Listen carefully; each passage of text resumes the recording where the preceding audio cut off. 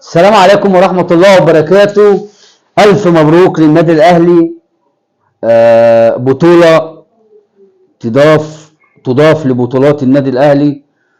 بس النهاردة نقدر نقول الزمالك لعب والأهلي كسب بجد ما يرضي الله.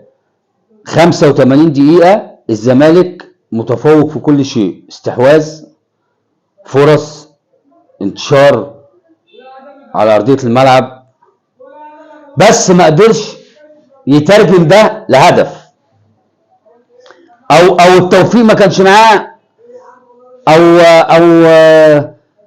المهاجمين بتوعه ما قدروش يستغلوا الكام فرصه اللي هم قليلين بس ليه فرص لاهداف.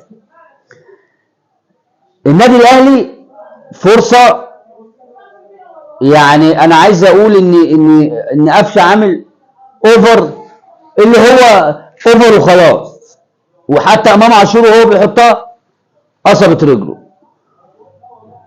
بس النادي الاهلي ليه نصيب ان هو ياخد البطوله او يفوز بالمباراه. نقول له الف مبروك. نقول لنادي الزمالك لعبتوا مباراه كبيره، اديتوا ما عليكم بامانه كل اللعيبه.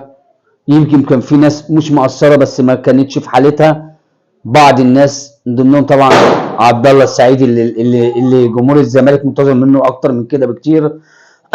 بس هارد لك والف مبروك للنادي الاهلي بطولة كاس مصر، وان شاء الله نادي الزمالك يعوض في اللي جاي.